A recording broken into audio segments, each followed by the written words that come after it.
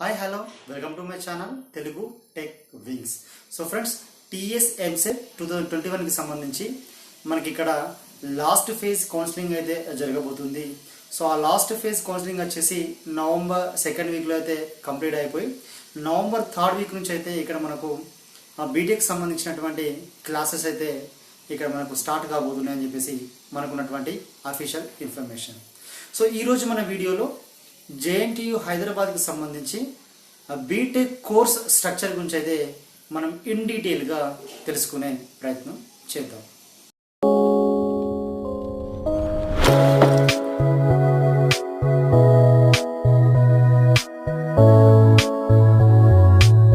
సరే, ఇక ఒకసారి డీటెయిల్స్లోకి వెళ్ళినట్లయితే so JNTU Hyderabad BTech course structure.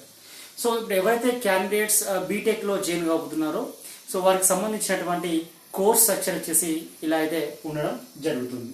So ఇది ఆల్మోస్ట్ అన్ని కోర్సులకు ఇలాగే ఉంటుంది. ఈసీ తీసుకున్నా సరే, సిఎస్సి తీసుకున్నా సరే, ట్రిపుల్ తీసుకున్నా సరే, ఐటీ తీసుకున్నా సరే, సివిల్ తీసుకున్నా సరే ఆల్మోస్ట్ ఇదే రకంగా ఉంటుంది. 1-2 సబ్జెక్ట్స్ మాత్రమే అయితే 1-2 నెంబర్ ఆఫ్ సబ్జెక్ట్స్ అయితే ఇక్కడ చేంజ్ అయ్యే అవకాశం ఉంది. బట్ ఈ సిలబస్ వచ్చేసి యాప్ట్గా ఈసీ వాళ్ళకైతే ఉండడం జరుగుతుంది.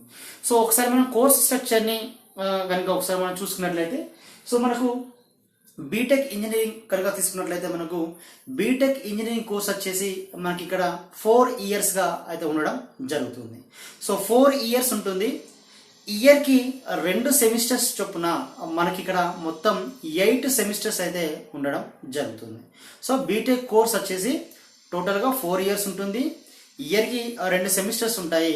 మొత్తం కలిపి 8 సెమిస్టర్గా అయితే ఈ బీటెక్ కోర్స్ అనేది ఉండడం జరుగుతుంది. సో చూద్దాం ఈచ్ అండ్ ఎవ్రీ ఇయర్ మళ్ళీ ఎన్ని సబ్జెక్ట్స్ వస్తున్నాయి, సో ఆ సబ్జెక్ట్కి సంబంధించినటువంటి మార్క్స్ ఎలా ఉంటాయి, ఎక్కడెక్కడ ల్యాబ్స్ వస్తున్నాయి, సో అవన్నీ కూడా ఇప్పుడైతే మనం డిస్కస్ చేసే ప్రయత్నం చేద్దాం. సో ఇది total structure of the BTech course.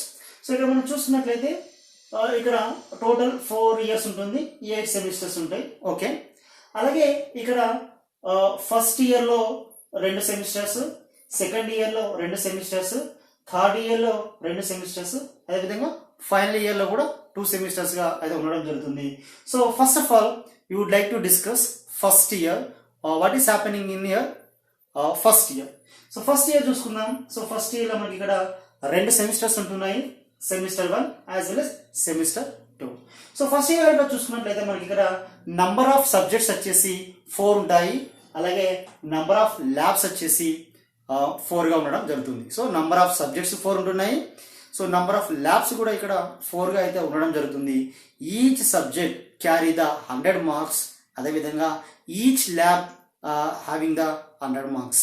So ఇక్కడ 4 × 100 400, 4 × 100 400, టోటల్గా 800 మార్క్స్ వచ్చేసి ఫస్ట్ ఇయర్లో ఫస్ట్ సెమిస్టర్కి అయితే ఉండడం జరుగుతుంది. సో ఎక్కడ చూసినా సరే సబ్జెక్ట్కి 100 మార్క్స్ ఉంటాయి, అలాగే ల్యాబ్కి కూడా 100 మార్క్స్ అయితే ఉండడం జరుగుతుంది. సో ఈ 100 మార్క్స్కి ఎగ్జామ్స్ ఎలా కండక్ట్ చేస్తారు అనేది మనం లాస్ట్లో అయితే డిస్కస్ అయితే ప్రయత్నం చేద్దాం. సో ఇది బీటెక్కి సంబంధించి ఫస్ట్ ఇయర్కి సంబంధించినటువంటి ఇన్ఫర్మేషన్, ఫస్ట్ సెమిస్టర్ సంబంధించినటువంటి ఇన్ఫర్మేషన్. అలాగే సెకండ్ ఇయర్కి చూసుకున్నట్లయితే అంటే బీటెక్ ఫస్ట్ ఇయర్లో సెకండ్ సెమిస్టర్ కనుక చూసుకున్నట్లయితే ఇక్కడ కొంచెం చేంజ్ అయితే ఉండడం జరుగుతుంది. సో అదేంటంటే ఇక్కడ సబ్జెక్ట్స్ వచ్చేసి 4 ఉంటున్నాయి, అలాగే మనకు ల్యాబ్స్ వచ్చేసి 2 అయితే ఉండడం జరుగుతుంది. సో ఎక్కడ చూసినా సరే సబ్జెక్ట్కి 100 మార్క్స్ ఉంటాయి, ల్యాబ్కి 100 మార్క్స్ అయితే ఉండడం జరుగుతుంది. సో ఫస్ట్ ఇయర్ సెకండ్ సెమిస్టర్లో 4 సబ్జెక్ట్స్ ఉంటాయి, అదేవిధంగా 2 ల్యాబ్స్ అయితే ఉండడం జరుగుతుంది. So we look it forward second year. ఇక్కడ సెకండ్ ఇయర్ కూడా again year we have 2 semesters. This is the first semester details, this is the second semesters detail. So first సెమిస్టర్లో చూసుకున్నట్లయితే మనకి ఇక్కడ 5 సబ్జెక్ట్స్ ఉంటాయి, అలాగే ల్యాబ్ ఇస్తున్నట్లంటే 3 ల్యాబ్స్ అయితే ఉండడం జరుగుతుంది. సో దిస్ ఈస్ సెకండ్ ఇయర్లో ఫస్ట్ సెమిస్టర్, దీనే 2-1 అని చెప్పేసి కూడా అంటారు. అలాగే సెకండ్ ఇయర్లో సెకండ్ సెమిస్టర్ కనుక మనం చూసుకున్నట్లయితే here also we have subjects, total number of subjects 5, total number of labs 3. So first year second సెమిస్టర్లో కూడా 5 సబ్జెక్ట్స్ ఉంటున్నాయి, 3 ల్యాబ్స్గా ఉంటున్నాయి. సో ఇది సెకండ్ ఇయర్కి సంబంధించినటువంటి ఇన్ఫర్మేషన్. అలాగే థర్డ్ ఇయర్కి ఒకసారి చూస్తున్నట్లయితే సో ఇక్కడ థర్డ్ ఇయర్లో కూడా మళ్ళీ 2 సెమిస్టర్స్ ఉంటాయి, ఇక్కడ కూడా సేమ్ అయితే రిపీట్ అయితే అవ్వడం జరుగుతుంది. సో ఇక్కడ ఫస్ట్ సెమిస్టర్లో కానీ సెకండ్ సెమిస్టర్లో కానీ చూసుకున్నట్లయితే టోటల్ నెంబర్ ఆఫ్ సబ్జెక్ట్స్ వచ్చేసి 5గా ఉంటున్నాయి. టోటల్ నెంబర్ ఆఫ్ ల్యాబ్స్ వచ్చేసి 3గా అయితే ఉండడం జరుగుతుంది. అలాగే బీటెక్ ఫైనల్ ఇయర్కి సంబంధించినటువంటి ఇన్ఫర్మేషన్ వచ్చేసి ఇక్కడ ఇవ్వడం జరుగుతుంది. సో ఇక్కడ కూడా మనకు 2 సెమిస్టర్స్ ఉంటున్నాయి, semester 1 as well as semester 2. ఇక్కడ చూసుకున్నట్లయితే సెమిస్టర్ 1లో మనకు కొంచెం చేంజ్ ఉంటుంది. ఇక్కడ 4 సబ్జెక్ట్స్ మాత్రమే ఉంటాయి, ల్యాబ్స్ వచ్చేసి 2గా అయితే ఉండడం జరుగుతుంది. ఈ 4-1లోనే అంటే బీటెక్ 4 ఫైనల్ ఇయర్ ఫస్ట్ సెమిస్టర్లోనే మనకు ఒక టెక్నికల్ సెమినార్ అని ఒకటి, అదేవిధంగా మినీ ప్రాజెక్ట్ అని చెప్పేసి ఒక 2 కొత్తగా అయితే రావడం జరుగుతుంది. సో టెక్నికల్ సెమినార్కి మనకు 100 మార్క్స్ ఉంటాయి. సో మనకి ఇక్కడ మినీ ప్రాజెక్ట్కి వచ్చేసి ఒక 100 అబోవ్ మార్క్స్ అయితే ఉండడం జరుగుతుంది. సో టెక్నికల్ సెమినార్ అంటే ఏంటిది, మినీ ప్రాజెక్ట్ అంటే ఏంటో మనం ఒకసారి తెలుసుకుందాం.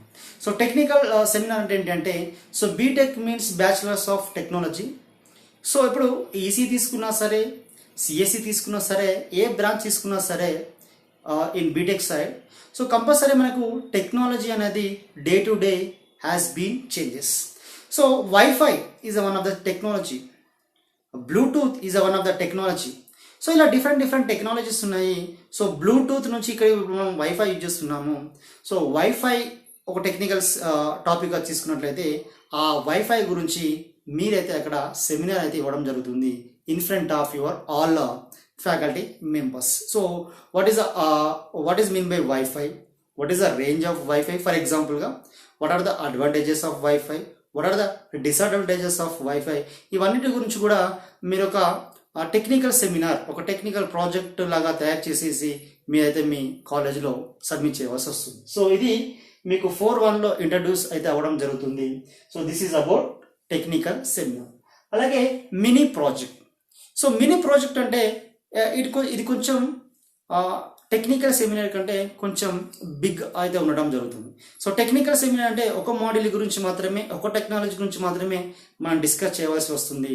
సో మనం ఇక్కడ మినీ ప్రాజెక్ట్ చేసేటప్పుడు ఒక 2 or 3 మోడల్స్ కానీ 2 or 3 కాంపోనెంట్స్కి యూజ్ చేసేసి సర్క్యూట్ డిజైనింగ్ ప్రాసెస్ కానీ మనం ఇందులో అయితే చెప్పించడం జరుగుతుంది. ఫర్ ఎగ్జాంపుల్ చూసుకున్నట్లయితే ఆటోమేటిక్ డోర్ లాక్ అని చెప్పేసి, ఆటోమేటిక్ విండో లాక్ అని చెప్పేసి ఇలా కొన్ని చిన్నవి, సో సెక్యూరిటీ పర్పస్ కానీ, సో ఇలాంటివి మనం ఈ మినీ ప్రాజెక్ట్లో అయితే చేయవలసి వస్తుంది. సో ఇది 4-1కి సంబంధించినటువంటి ఇన్ఫర్మేషన్, ఫైనల్ ఇయర్లో ఫస్ట్ సెమిస్టర్కి సంబంధించినటువంటి ఇన్ఫర్మేషన్. సో 4 సబ్జెక్ట్స్ ఉంటాయి, 2 ల్యాబ్స్ ఉంటాయి. సో ఇక్కడ మనకు technical seminar as well as mini project అనేది ఇక్కడ మనకు ఇంట్రడ్యూస్ అవ్వడం జరుగుతుంది. సో ఇది 4-1కి సంబంధించినటువంటి ఇన్ఫర్మేషన్. అలాగే ఒకసారి మనం చూసుకున్నట్లయితే ఫైనల్ ఇయర్లో లాస్ట్ సెమిస్టర్, ఈ సెమిస్టర్తో అక్కడ పర్టిక్యులర్ క్యాండిడేట్కి అయితే బీటెక్ అనేది కంప్లీట్ అవ్వడం జరుగుతుంది. బట్ ఈ 4-2 అనేది చాలా చాలా చాలా ఇంపార్టెంట్. సో ఈ 4-2లోనే చాలా కంపెనీస్ అనేటివి పర్టిక్యులర్ కాలేజెస్కి రావడం జరుగుతుంది. అక్కడ వాళ్ళకు ప్లేస్మెంట్స్ వైజ్ ఇంటర్వ్యూస్ కండక్ట్ చేసేసి ఇక్కడ జాబ్ వచ్చే అవకాశం అయితే ఉంటుంది. So 4-2 is a very very very important thing for all BTech candidates. So చూద్దాం ఇక్కడ ఏం జరుగుతుందో. సో 4-2లో చూసుకున్నట్లయితే ఈ 4-2లోకి వచ్చేసరికి 3 సబ్జెక్ట్స్ అయితే ఉండడం జరుగుతుంది.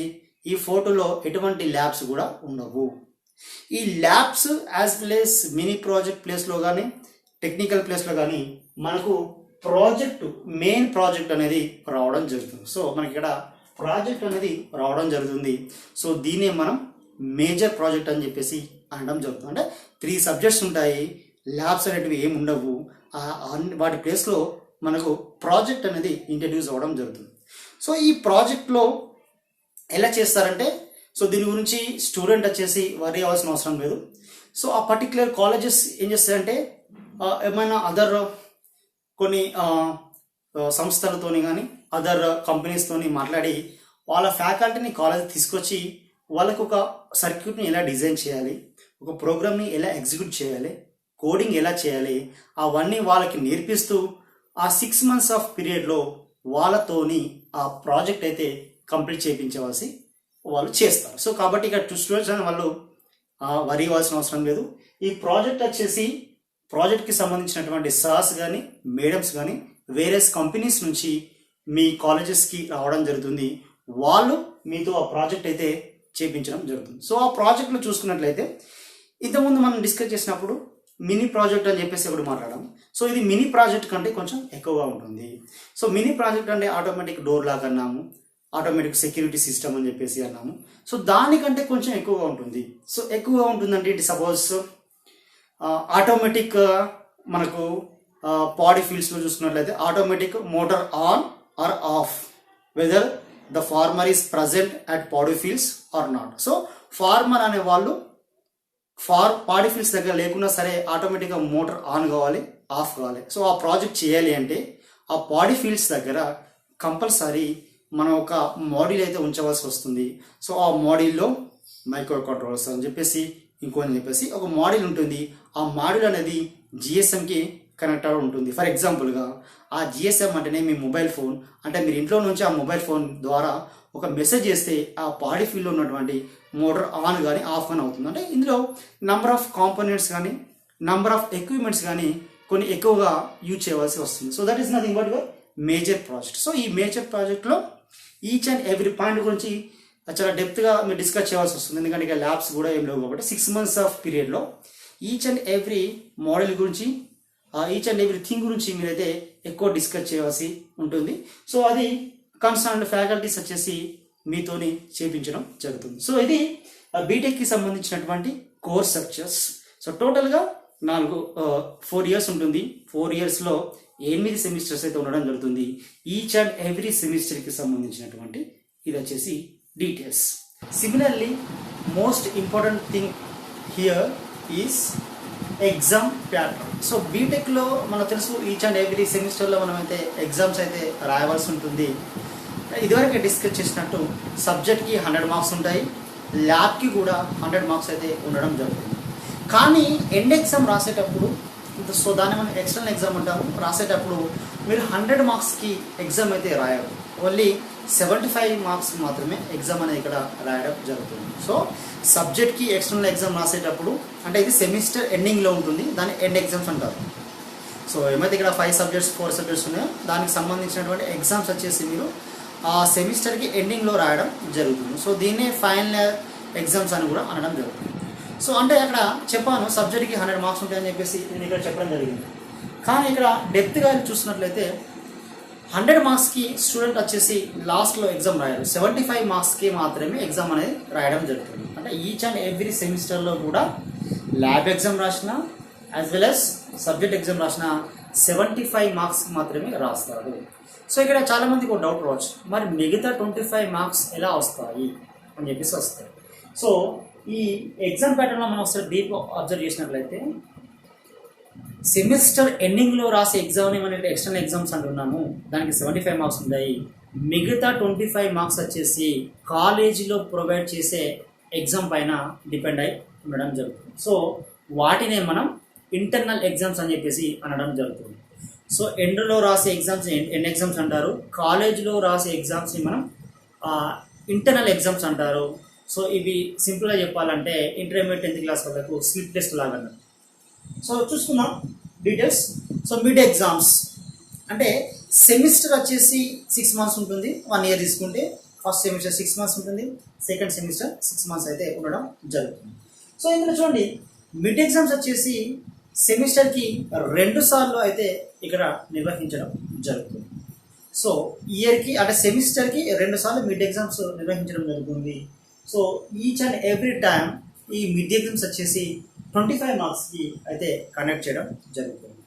సో 25 marksకి 2 సార్లు మిడ్ ఎగ్జామ్స్ కండక్ట్ చేయడం జరుగుతుంది. ఈ 25లో ఎన్ని మార్క్స్ వస్తాయి అంటే ఫస్ట్ మిడ్ ఎగ్జామ్స్ వచ్చిన మార్క్స్ని, సెకండ్ మిడ్ ఎగ్జామ్స్ వచ్చిన మార్క్స్ని తీసుకొని యావరేజ్ అయితే చేయడం జరుగుతుంది. సో ఆ యావరేజ్ వచ్చిన మార్క్స్ను మీరు ఫైనల్ ఎగ్జామ్లో రాయగా వచ్చిన మార్క్స్కి ఇక్కడ మనకు అడిషన్ అయితే చేయడం జరుగుతుంది. This total done by JNTU at university side. చూద్దాం ఇక్కడ చూడండి మిడ్ ఎగ్జామ్స్ రాస్తున్నారు మీరు 25కి 2 సార్లు రాయాలి సెమిస్టర్కి. ఫస్ట్ మిడ్ ఎగ్జామ్లో 20 marks వచ్చాయి, సెకండ్ మిడ్ ఎగ్జామ్లో 20 marks వచ్చాయి. ఇప్పుడు ఆ స్టూడెంట్కి ఎన్ని మార్క్స్ వచ్చాయంటే 20 + 20 40 40/2 యావరేజ్ తీస్తే అంటే 40/2 20 వస్తాయి. ఈ 20 మార్క్స్ అనేటివి మీరు ఇక్కడ ఎండ్ ఎగ్జామ్ రాస్తారు కదా ఆ సెమిస్టర్కి, ఆ ఎండ్ ఎగ్జామ్ రాసేటప్పుడు సింపుల్గా మీరు ఇక్కడ ఎండ్ ఎగ్జామ్స్ రాస్తారు కదా, అంటే ఈచ్ అండ్ ఎవ్రీ ఇక్కడ మనకు సబ్జెక్ట్కి వచ్చేసి, అంటే ఇక్కడ ఈచ్ అండ్ ఎవ్రీ సబ్జెక్ట్కి వచ్చేసి మనకు మిడ్ ఎగ్జామ్స్ అయితే కండక్ట్ చేయడం జరుగుతుంది. అంటే ఈ సబ్జెక్ట్లో 75కి మీరు ఎగ్జామ్ రాస్తున్నారు. ఆ 75కి ఎగ్జామ్ రాసేటప్పుడు మీకు 50 మార్క్స్ వస్తే ఆ 50 + 20 70 మార్క్స్ అయితే మీకు ఓవరాల్గా వచ్చినట్టు.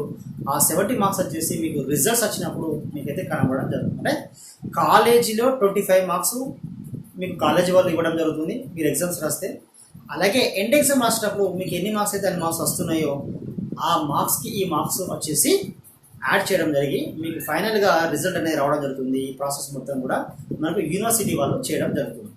సో ఈ మిడ్ ఎగ్జామ్లోనే ఇంకా కొంచెం డెప్త్గా వెళ్ళినట్లయితే ఈ మిడ్ ఎగ్జామ్ ఎలా కండక్ట్ చేస్తారు అంటే, ఒకటేమో క్వశ్చన్కి ఆన్సర్కి సంబంధించినటువంటి ప్యాటర్న్ ఒకటి ఉంటుంది, ఇంకోటి వచ్చేసి అసైన్మెంట్ అని చెప్పేసి ఇంకోటి ఉంటుంది. అంటే ఈ మిడ్ ఎగ్జామ్ని ఒకటి వచ్చేసి డిస్క్రిప్టివ్ అంటే లైన్స్గా రాయడం, అంటే క్వశ్చన్కి ఆన్సర్ రాయడం, ఇంకోటి వచ్చేసి అసైన్మెంట్ మార్క్స్.